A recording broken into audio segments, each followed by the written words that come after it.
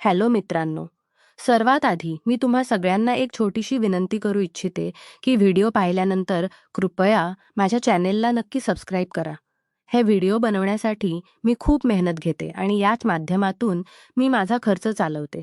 जे कोणी माझ्या चॅनेलला सबस्क्राईब करतील त्यांच्यासाठी मी मनापासून प्रार्थना करते की त्यांचे आयुष्य खूप सुंदर, समृद्ध, आनंदी आणि सुखी होवो. प्लीज, प्लीज माझ्या चॅनेलला नक्की सबस्क्राईब करा. मैं दुल्हन बनी बैठी हुई थी। घर का पूरा आंगन रंग बिरंगे कुमकुम से रोशन था। सब कुछ ठीक लग रहा था। मेरी सहेलियां भी मेरी तारीफ कर रही थी, लेकिन मुझ पर घबराहट सवार थी। लेकिन यह घबराहट भी नेचुरल थी, जैसा कि शादी के मौके पर हर लड़की को होती है। अपना घर छोड़ने का थोड़ा सा दुख और एक नए हर लड़की पर सवार रहती है कि पता नहीं नए माहौल में क्या होगा, कैसा होगा।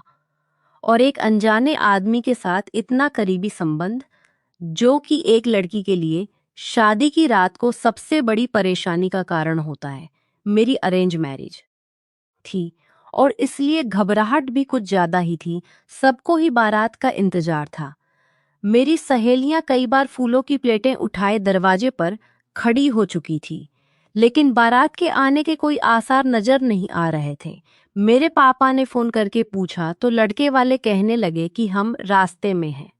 बजे मेरी बारात पहुंचने थी, लेकिन कुछ देर बाद ही एक अजीब सा शोर मुझे बाहर महसूस हुआ था। समझ नहीं आ रहा था कि बाहर बहस किस बात पर हो रही थी। कुछ देर बाद ही कमरे का दरवाजा खुला और मेरी माँ अपने आंसू पूछते हुए अंदर आई थी। अपनी माँ के आंसू देखकर तो मेरा दिल जैसे सीने में धड़कना भूल गया था। मैंने कहा, माँ क्या हुआ है? सब कुछ ठीक तो है ना? माँ कहने लगी, सुमित ना जाने घर छोड़कर कहाँ चला गया है। शायद वो ही शादी से राजी नहीं था। घर वालों ने जब जबरदस्ती की होगी, इसलिए आज शाम से ही गायब है। यह सुनकर तो मुझे ऐसा लगा जैसे मेरे सर पर मेरे कमरे की छत आ गई हो। कहने लगी कि वह लोग आए तो हैं, माफी भी मांग रहे हैं, लेकिन अब क्या हो सकता है? दूल्हा ही नहीं तो बारात का क्या फायदा? लेकिन फिर भी लड़के के माँ बाप बहुत शर्मिंदा है और माफी मांग रहे हैं। मैं रोने लगी थी। मैंने कहा, माँ उनकी माफी से क्या होगा? क्या हमारी इज्जत हमें वापस मिल सकती है? अगर उनका बेटा शादी से राजी नहीं था तो फिर मेरे साथ यह सब कुछ क्यों किया? वो कहने लगी, सुमित ने उन्हें भी अनजान रखा था। बस शुरू में कहा था कि मुझे अभी शादी नहीं करनी। माँ बाप नहीं जानते थे उसके इनकार की वजह क्या है, मगर वो आज शाम से ही गायब है। फिर माँ का कहने लगी कि उनके छोटे बेटे के साथ तुम्हारी शादी कर दी जाए ताकि उनकी इज्जत रह जाए, और हमारी भी। यह कहते हुए मेरी माँ ने अपनी नजरें चुरा ली थी और यह सुनकर तो मैं फटी फटी आंखों से अपनी माँ को देखा था। मैंने कहा, लेकिन माँ वो तो आधा पागल है, दिमागी तौर पर ठीक नहीं है। आप कैसे एक पागल से मेरी शादी कर सकती हैं? मेरी माँ कहने लगी कि इसके अलावा हमारे पास कोई दूसरा रास्ता नहीं बचा। अगर यह रिश्ता ना हुआ और बारात वापस चली गई तो तुम्हारे लिए कोई भी इस दहलीज पर दोबारा बारात नहीं लाएगा। तुम्हारे बाप की इज्जत उछल जाएगी, कमी भले लड़के में हो, लेकिन जब बारात लौट जाए या बारात ही ना आए तो लोग ली लड़की पर ही उठाते हैं कि जरूर लड़की में ही कोई कमी रही होगी।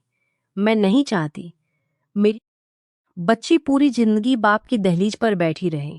मुझे तो ऐसा लग रहा था जैसे एक कयामत थी जो मेरे ऊपर गुजर रही थी। मैंने अपने देवर को देखा था। मुझे तो उससे वैसे भी डर महसूस होता था। वो 222 साल का नौजवान था, देखने में अच्छा खूबसूरत था, तो कोई भी उसे देखकर यह नहीं कह सकता था कि वो पागल है। अगर वो खामोश बैठा होता तो कोई भी उसे देखकर N1 साल के बच्चे की थी। मैं भला कैसे ऐसे आदमी के साथ जिंदगी गुजार सकती थी? मैंने कहा, माँ मैं यह नहीं कर सकती, भले मैं इस दहलीज पर बैठी बूढ़ी हो जाऊं। मेरी माँ ने मेरे सामने हाथ जोड़ दिए और रोने लगी। कहने लगी, नीलम अब हमारी इज्जत तुम्हारे हाथ में है। मैं यह नहीं जानती थी कि मेरे साथ इतना बड़ा धोखा भी हो सकता है। मैंने अपनी माँ के जुड़े हुए हाथ और उनकी आंखों में आंसू देखे थे जो मैं नहीं देख सकती थी। मैं उठकर खड़ी हो गई, बाहर आई तो मेरे पापा भी सर झुका बैठे हुए थे, बाकी सारे लोग बाहर थे। मुझे अपने माँ बाप की हालत देखी नहीं गई और मैंने चुपचाप शादी के लिए रजामंदी दे दी। लेकिन मेरा दिल खून के आंसू रो रहा था, कितने सपने सजाए थे मैंने अपनी आने वाली जिंदगी के लिए। सुमित को लेकर मेरे दिल में जज्बात पनपने लगे थे। आखिर को मेरा होने वाला पति था, उसके लिए जज्बात पनपना आम बात थी। लेकिन अब वो एकदम से सब कुछ बदल गया था।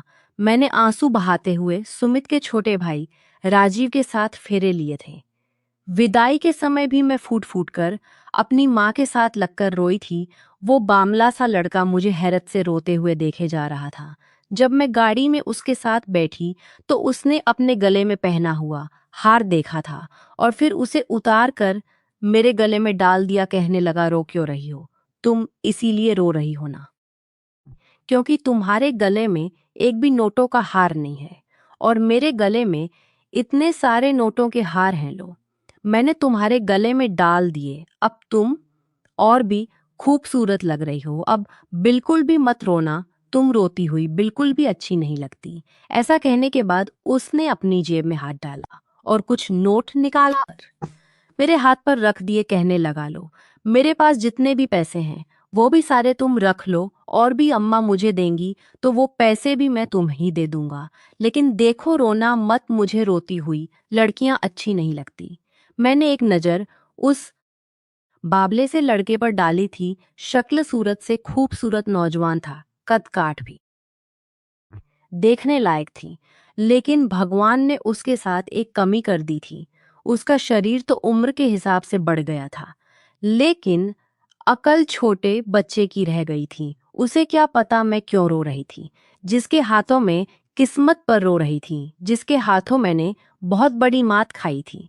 पिछले 3 महीने से सुमित की तस्वीर देखी थी मैंने और अपने दिल ही दिल में उससे मोहब्बत कर बैठी थी। उसके सपने आंखों में सजाए थे और अब उसी के घर जा रही थी। लेकिन उसकी भाभी बनकर मैं जिस दर्द से गुजर रही थी वह बहुत बड़ा दर्द था। मेरे माँ बाप ने तो अपनी इज्जत का हवाला देकर मेरी शादी इस पागल से कर दी थी। मेरे आंसू आंखों में सूख नहीं रहे थे, मेरी सिसकियां रुक नहीं रही थी। जब मैं कमरे में आई तो राजीव का ही कमरा था और उसके बिल्कुल सामने ही सुमित का कमरा था जो कि आज फूलों से सजा हुआ था। लेकिन मेरी किस्मत नहीं थी कि मैं सामने वाले सुमित के कमरे में जाकर बैठती। वो कमरा फूलों से सजा जरूर था लेकिन एकदम वीरान पड़ा हुआ था। और मैं राजीव के कमरे में बैठी हुई थी। मेरी सांस मुझे कमरे में छोड़ने आई तो मुझसे माफी मांग रही थी। कहने लगी, सुमित ने तो मुझे कहीं भी मुंह दिखाने के काबिल नहीं छोड़ा। 3 महीने मंगनी रही, अचानक से पता नहीं बारात के समय कहाँ चला गया। इस लड़के ने एक बार भी अपनी नापसंदीदगी जाहिर नहीं की थी। बस शुरू में एक बार कहा था कि शादी नहीं करना चाहता अभी, लेकिन तुमसे मंगनी के बाद उसने कभी कुछ भी नहीं कहा। शादी वाले दिन तक एक शब्द ही बिना कुछ नहीं निकाला था और को ही बिना कुछ बताए चला गया। अब मैं उन्हें क्या कह सकती थी। वह कहने लगी, राजीव भी बहुत अच्छा है, बस थोड़ा सा बाबला है, लेकिन वैसे तो बिल्कुल ठीक है। तुमसे मोहब्बत हो गई तो तुम्हें बहुत प्यार से रखेगा। वो तो माँ थी, उसके लिए कहना आसान था, लेकिन मेरे लिए किसी अब नॉर्मल लड़के के साथ रहना आसान नहीं था। मेरी सास कमरे से जा चुकी थी और मेरा दिल आने वाले वक्त के बारे में सोचकर बेतहाशा डरा हुआ था। कुछ ही देर में राजीव मुस्कुराता हुआ अंदर आ गया और कमरा बंद कर दिया और जल्दी से फटाफट बेड पर चढ़कर बैठ गया। मैं तो एकदम से पीछे हटी थी और फिर उसने अपने गले में पड़ा हुआ एक नोटों का हार उतार कर उन्हें अलग करना शुरू कर दिया। पैसे निकालते हुए वो बहुत खुश था, कहने लगा, देखो कितने सारे नोट हैं मेरे पास, लेकिन तुम चिंता मत करो, देखो हम दोनों आधे आधे कर लेंगे और किसी को भी नहीं बताएंगे। यह कहते हुए उसने अपनी एक आंख बंद की थी, चुपचाप उसे देखे जा रही थी। वो जल्दी जल्दी नोट निकाल रहा था। जब उसने देखा मैं उसके काम में उसकी मदद नहीं कर रही तो वो मुझे गुस्से से घूमने लगा, कहने लगा, देखो अगर तुम मेरी मदद नहीं करोगी तो तुम्हें एक भी पैसा नहीं दूंगा। सारे पैसे मैं अपने पास रखूंगा। फिर बाद में मत कहना कि तुमने मुझे एक भी नोट नहीं दिया। जल्दी जल्दी करो, अभी तो इन्हें छुपाना भी है। इतने सारे पैसे हैं, अगर इन पैसों पर अम्मा की नजर पड़ गई तो सारे पैसे मुझसे वापस मांग लेंगी। और मुझे पता है, जब भी मेरे पास पैसे होते हैं ना, तुम बाद में ले लेना और फिर बाद में देती ही नहीं। तुम बाद में ले लेना और फिर बाद में देती ही नहीं। और जब मैं जिद करता हूं तो बस एक नोट पकड़ा देती हैं, कहती हैं ज्यादा पैसे तुम संभाल नहीं पाओगे। उस एक नोट में तो बस एक आइसक्रीम ही आती है या फिर एक चॉकलेट। मुझे तो ढेर सारे पैसे चाहिए होते हैं जो अम्मा नहीं देती। लेकिन देखो, आज मुझे कितने सारे पैसे मिले हैं। ये सारे पैसे मैं अम्मा से छुपा कर रखूंगा। फिर हम दोनों मिलकर रोज आइसक्रीम और चॉकलेट खाया करेंगे। मैं चुपचाप नोट हटाने में उसकी मदद करने लगी। एक एक नोट उतार कर मैं उसे देती रही। फिर उसने वो सारे नोट मुझे पकड़ा दिए, कहने लगी, अच्छा ऐसा करो, इन्हें कहीं छुपा दो, देखो अम्मा को कभी ना मिले। मैंने कहा ठीक है। फिर मैंने वो सारे नोट अलमारी के लॉकर में रख दिए। वो वाकई बहुत ही मासूम सा लड़का था, शादी के रिश्ते से बिल्कुल अनजान था। मैंने कहा, मैं इस भारी भरकम कपड़ों में परेशान हो रही हूँ, क्या मैं इन्हें बदल लूं? तो कहने लगा, हाँ हाँ बदल लो, मुझसे क्यों पूछ रहो। यह कर वह बेड पर आराम से लेट गया। जिस कमरे में मैं थी वहां पर ड्रेसिंग और अलमारी थी, कोई सोफा मौजूद ना था जहां मैं सो सकती थी। जब मैं कपड़े बदलकर वॉशरूम से बाहर आई तो वो बेड पर लेटा हुआ मुस्कुराए जा रहा था। मैं समझ नहीं पा रही थी वो मुस्कुरा क्यों रहा है। मैं झिझक हुए बेड की दूसरी तरफ लेट गई। जैसे ही मैं लेटी उसने करवट बदलकर मेरी तरफ देखा था। कहने लगा, बात सुनो मेरी, मेरा दिल तो उसकी आवाज पर जोरों से धड़कने लगा था कि ना जाने अब वो क्या सोच रहा है और आगे क्या कहने वाला है। मैं बहुत घबराई हुई थी। मैंने कहा, बोलो। कहने लगा, तुम्हारा नाम क्या है? कोई तो नाम होगा ना। मैंने कहा, नीलम। नीलम नाम है मेरा। कहने लगा, हाँ अच्छा अच्छा नाम है। फिर वो मुझे उन पैसों से लेने वाली चीजों के बारे में बताने लगा कि हम उन पैसों से मेला घूमने जाएंगे, वहां गोलगप्पे खाएंगे, चाट खाएंगे, खूब सारे झूले भी झूलेंगे और ना जाने क्या क्या। उसकी बातें सुनते सुनते मैं ना जाने कब नींद की वादियों में उतर चुकी थी। लेकिन सुबह मेरी आंख उस समय खुली जब मुझे खुद पर एक वजन सा महसूस हुआ था। मैंने देखा तो राजीव मेरे बिल्कुल करीब लेटा हुआ था और उसका एक हाथ मेरे ऊपर था और मेरे बाजू पर उसका सर रखा हुआ था। वह बेखबर सो रहा था। शायद नींद में उसने यह सब कुछ किया था, लेकिन मेरा दिल सीने के अंदर ही मुरझाने लगा था। मैंने धीरे से उसको पीछे किया था और जल्दी से नहा धोकर तैयार होकर कमरे से बाहर आ गई। मेरी सास नाश्ता बना रही थी और परेशान भी थी अपने बड़े बेटे की वजह से, क्योंकि अब तक उसकी की अपने बड़े खैर खबर नहीं मिली थी कि वह कहाँ है। नाश्ता मेरी सास ने मेरे साथ ही किया था। अभी मैं चाय ही पी रही थी कि तभी मुझे राजीव की आवाज आने लगी।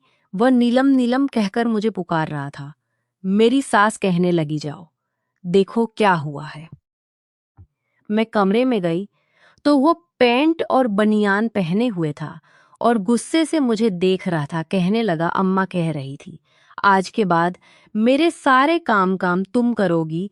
चलो मुझे शर्ट पहनाओ, मुझसे बटन सही से बंद नहीं होते, उल्टे सीधे बंद करूंगा तो फिर अम्मा डांट हैगी। यह सुनकर मैं कुछ घबराई थी। कहने लगा, जल्दी करो, शक्ल क्या देख रही हो मेरी। मैंने बेड से शर्ट पकड़ी और उसे पहनाने लगी। कहने लगा, तौलिए से मेरे बाल भी सुखा दो और कंघी भी कर दो। अब धीरे धीरे उसके सारे काम मैं करने लगी थी।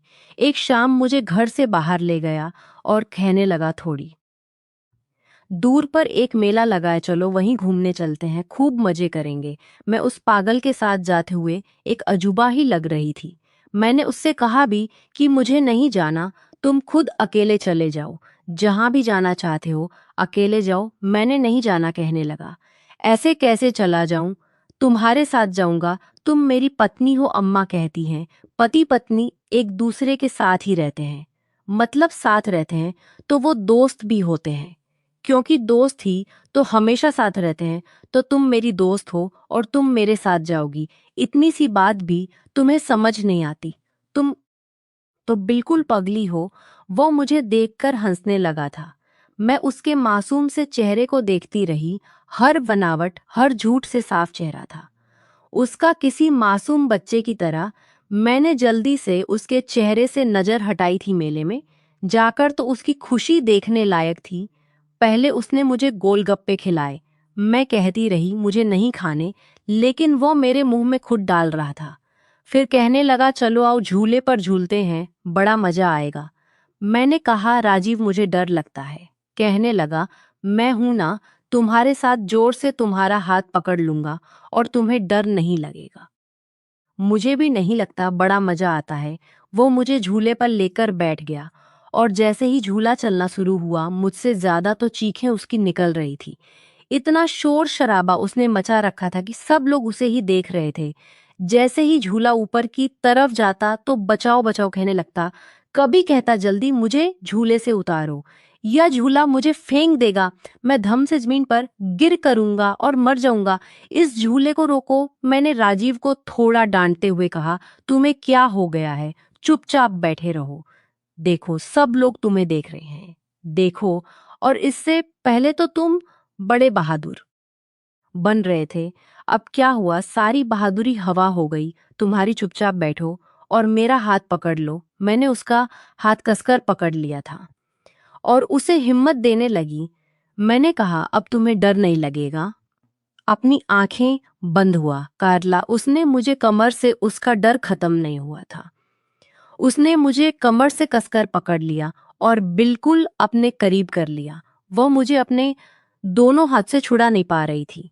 उसकी आंखें बंद थी और मुझे अपने साथ लिपटा हुए था। शायद अपने डर को कम करने की कोशिश कर रहा था। उसकी धड़कनें तेजी से चल रही थी, जो मैं साफ महसूस कर रही थी, क्योंकि मेरा सर बिल्कुल उसके सीने से लगा हुआ था।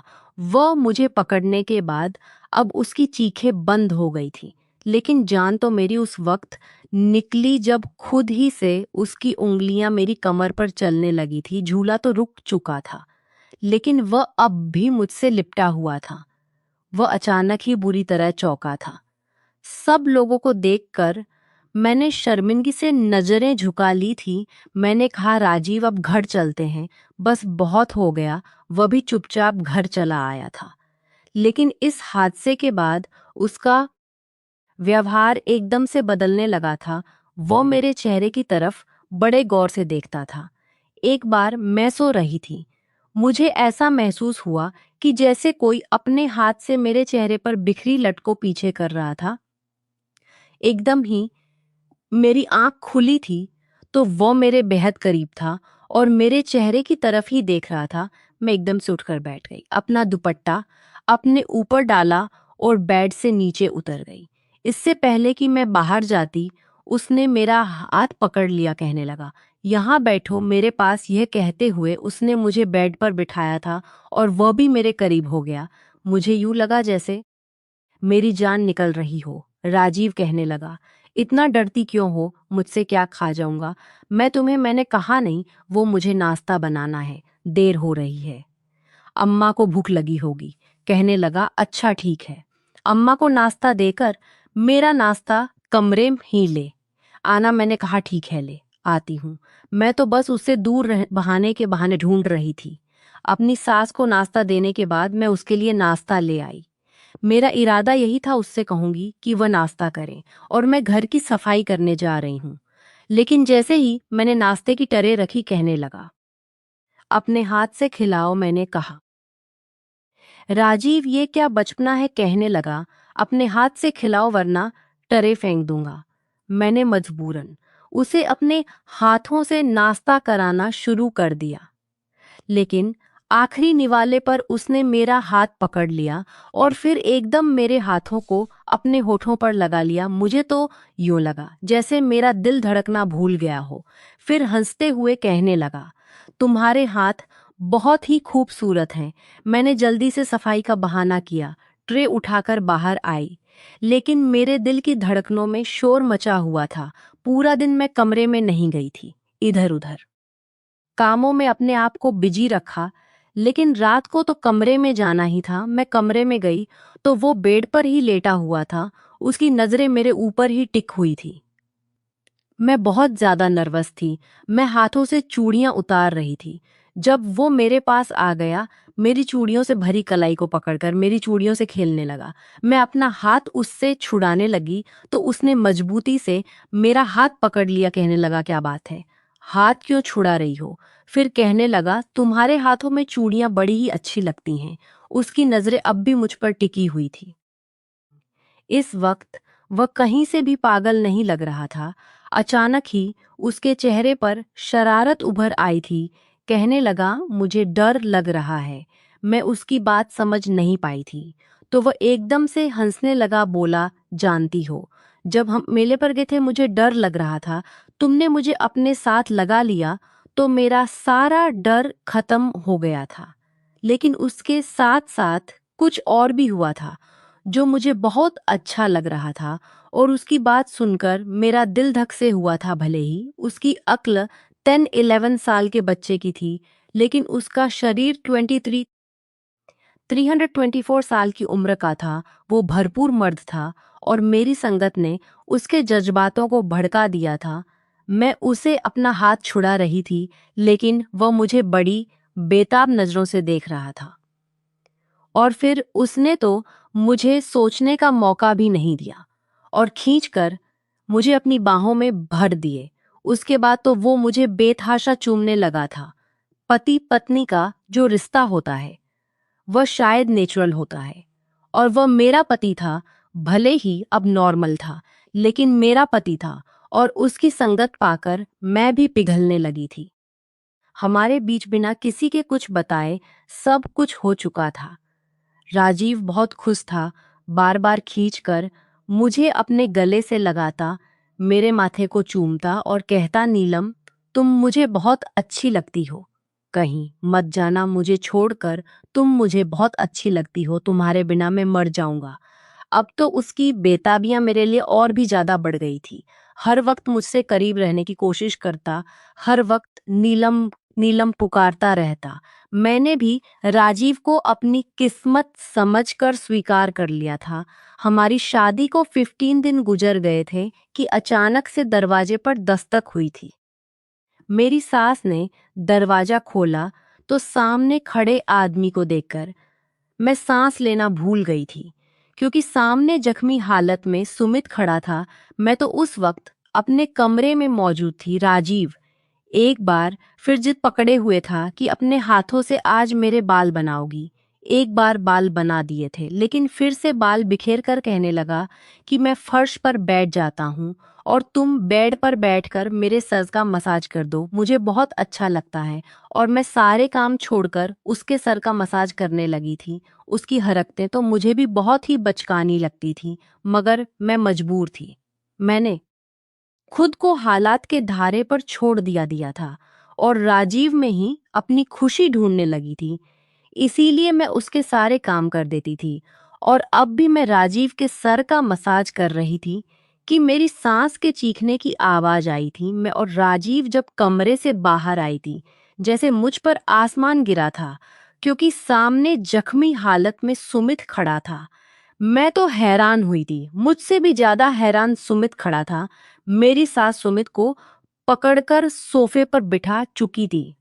उसके माथे पर, बाजू पर, पैर पर जगह जगह पट्टियां बंधी हुई थी। अब भी वो लड़ खड़ा कर चल रहा था। उसका चेहरा भी सूझा हुआ था। मेरे ससुर भी आ चुके थे। मैं तो जैसे पत्थर की बनी पीछे खड़ी थी। मेरे साथ तो एक बहुत बड़ा हादसा हुआ था, इसलिए कुछ भी बोल नहीं पा रही थी। लेकिन राजीव तो सुमित का भाई था, वो भी यूं दूर खड़ा था जैसे वो भी आगे आने वाले खतरे को भांप गया हो। मेरी सांस रो रो कर सुमित से पूछ रही थी, तुम कहाँ चले गए थे बेटा? जानते भी हो शादी वाले दिन हमें कितनी बेइज्जती का सामना करना पड़ा था। सुमित बहुत परेशान था, उसकी आंखों में आंसू थे। जब उसने पलट कर मुझे देखा, कहने लगा, आप मेरी अमानत इसी घर में ले आई माँ, आपने बहुत अच्छा किया। फिर सुमित बताने लगा कि उस दिन मैं और अपने दोस्त के साथ सैलून गया था ताकि तैयार हो सकूं, मगर रास्ते में मेरे दोस्त की गाड़ी खराब हो गई थी। मैंने उसे गाड़ी लेकर मैकेनिक के पास चले जाने के लिए कह दिया और खुद टैक्सी में बैठकर सैलून जाने लगा कि वह फिर मुझे वहां से लेने आ जाता।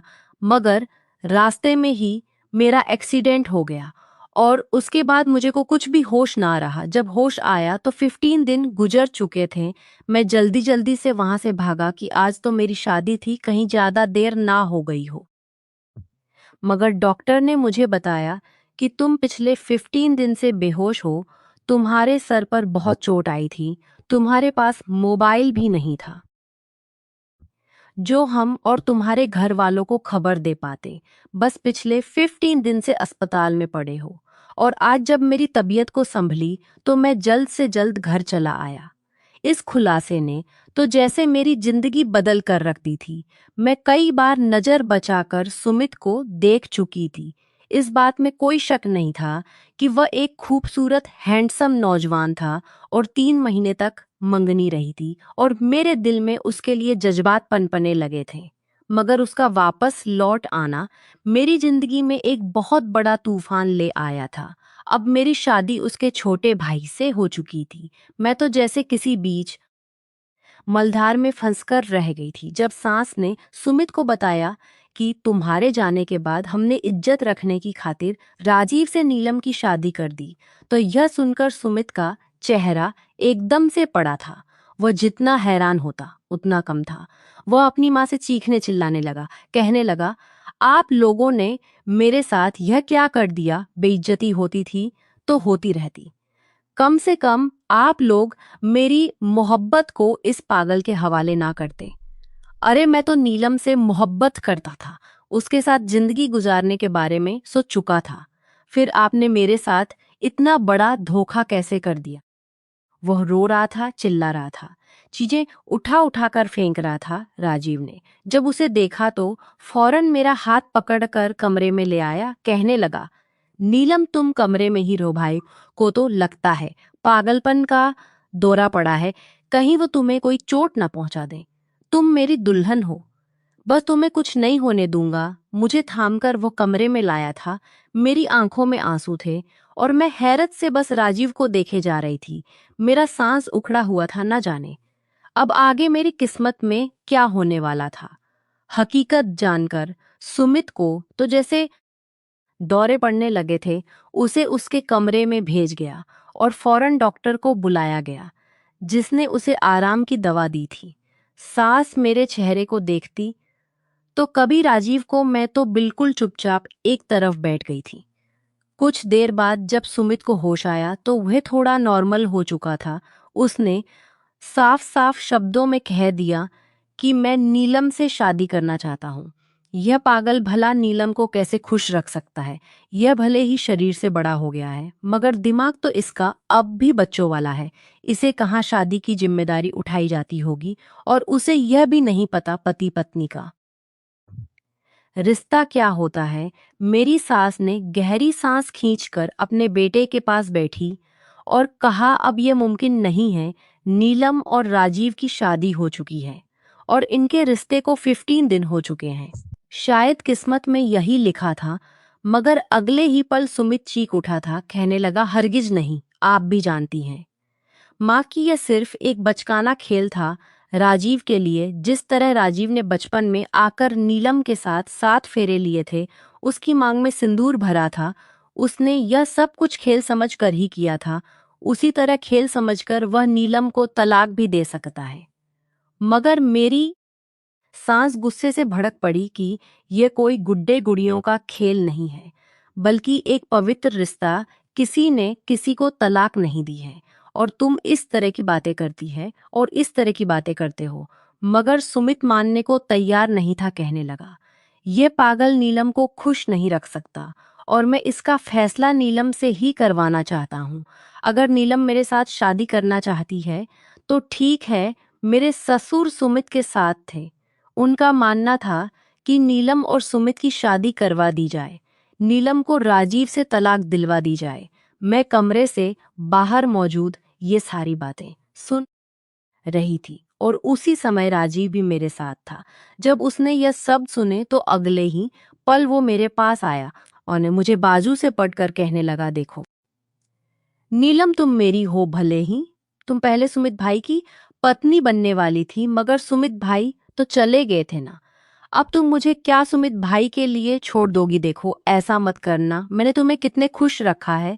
तुम्हें अपने हार के आधे पैसे भी दे दिए थे, तुम्हें झूले भी झुलवा थे, तुम जानती हो ना, तुम जानती हो ना। मैं तुम्हें अपने हिस्से की आइसक्रीम भी खिलाता हूँ। तुम्हारे सर में दर्द होता है तो मैं तुम्हारे सर को भी दबाता हूँ। तुम मुझे छोड़कर भाई की पत्नी तो नहीं बनोगी ना। इन 151 दिनों में मैंने पहली बार राजीव की आंखों में आंसू देखे थे। वो बच्चों की तरह अपनी आंखों में आंसू लिए मुझसे पूछ रहा था, साथ ही साथ अपने एक हाथ से आंसू भी पच रहा था।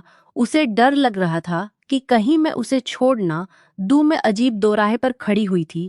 राजीव की बात का मेरे पास कोई जवाब नहीं था। वो मेरे हाथों को अपने हाथों में थामे हुए था, मुझसे पूछ रहा था।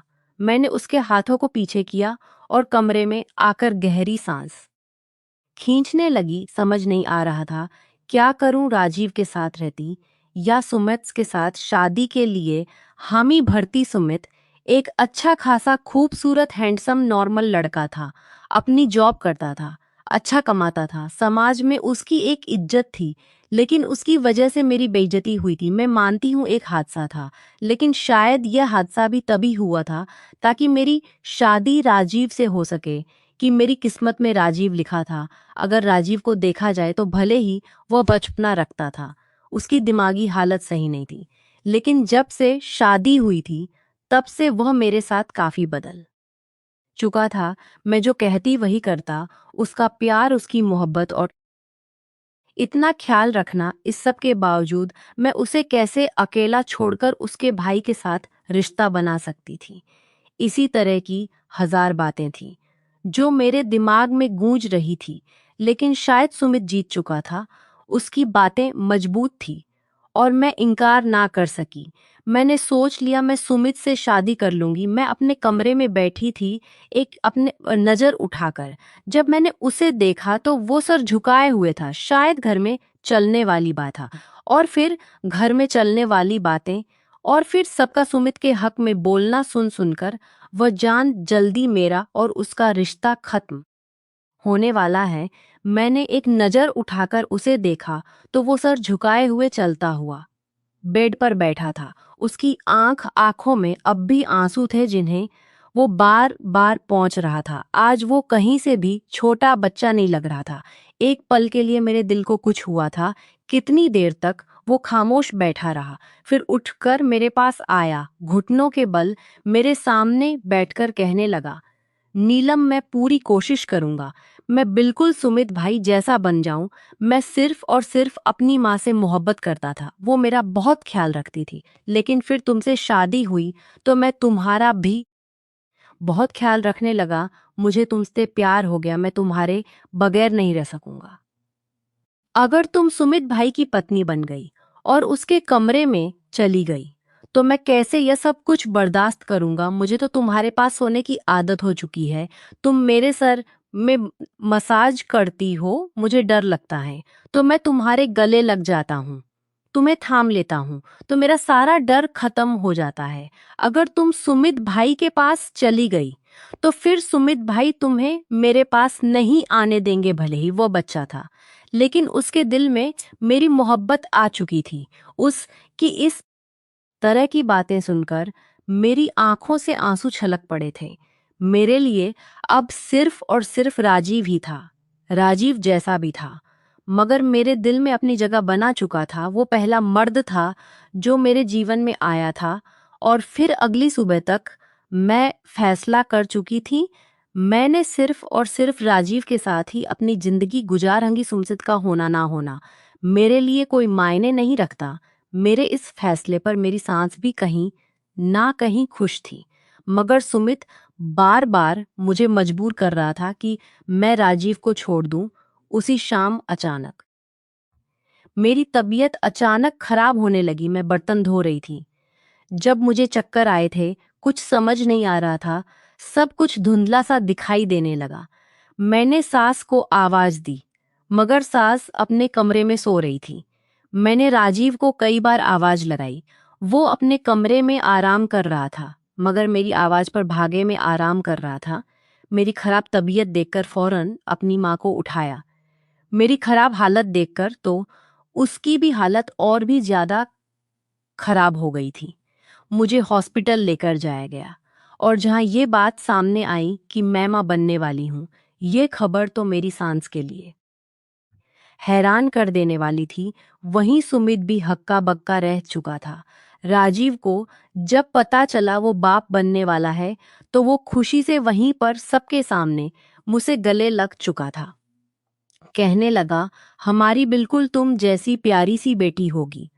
और मैं और तुम्हारी प्यारी सी परी सास तो फौरन ही मुझे गले लगाकर बधाई दे रही थी, और मैं तो शर्म से लाल हो रही थी। मगर राजीव का हाथ अब भी मेरे हाथ में था। जब सुमित ने यह सुना तो उसके बाद वो बिल्कुल खामोश हो गया था। उसे यही लगता था कि मेरे और राजीव के बीच कोई भी रिश्ता नहीं बना है, इसीलिए वो मुझे अपनाना चाहता था। लेकिन अब उसे पता चल चुका था कि मेरे और राजीव के बीच शादीशुदा रिश्ते की शुरुआत हो चुकी थी, तो सुमित ने अपने कदम पीछे कर लिए थे। उसका अब इस घर में रहने का कोई फायदा नहीं था। उसकी जॉब दूसरे शहर में थी, और वो अपनी जॉब के सिलसिले में वहीं चला गया। जाते जाते वो कह कर गया था कि नीलम मेरी मोहब्बत थी, लेकिन मैं नहीं चाहता था। अब मैं दोनों की मोहब्बत देख चुका हूँ। उसने राजीव के कंधे पर हाथ रखकर उसे तसल्ली दी थी और चला गया था। सुमित चला गया। राजीव बभी मेरा हाथ थामे हुए था। कहने लगा, देखा, तुम सिर्फ और सिर्फ मेरी हो। जिस रात सुमित भाई वापस आए थे ना, उस रात मैं पूरी रात सोया नहीं था। पूरी रात रोया था, भगवान से प्रार्थना कर रहा था कि मेरी नीलम को मुझसे मत छीनना। फिर देखो, भगवान ने तुम्हें मुझे वापस लौटा दिया, और मेरी नीलम के साथ साथ मुझे एक छोटी सी नीलम और भी देने की खुशखबरी सुना दी। राजीव बहुत खुश था, और उसे खुश देखकर मैं भी खुश थी। मेरी सांस भी हमें आशीर्वाद देने लगी। धीरे धीरे मैंने राजीव को सुधार लिया था, या फिर शायद यह मेरी मोहब्बत थी कि जिसने उसके दिमाग पर इस कदर असर डाला था कि वह अपनी दिमागी बीमारी से लड़कर बिल्कुल आम मर्दों जैसा हो चुका था। लोगों में उठने बैठने भी लगा था। साथ ही उसका इलाज भी चल रहा था, और कुछ ही सालों बाद वह बिल्कुल नॉर्मल हो गया था। शायद ही इतनी मोहब्बत मुझसे कोई और कर पाता जितनी राजीव ने मुझसे और अपनी बेटी से की थी। दोस्तों, कहानी कैसी लगी जरूर बताना। पसंद आई हो तो प्लीज लाइक करना। रोज एक नई कहानी सुनने के लिए हमारे चैनल को भी सब्सक्राइब करना। कहानी को पूरा अंत तक सुनने के लिए आप लोगों का बहुत बहुत धन्यवाद। दोस्तों, मिलते हैं अगली किसी नई कहानी के साथ।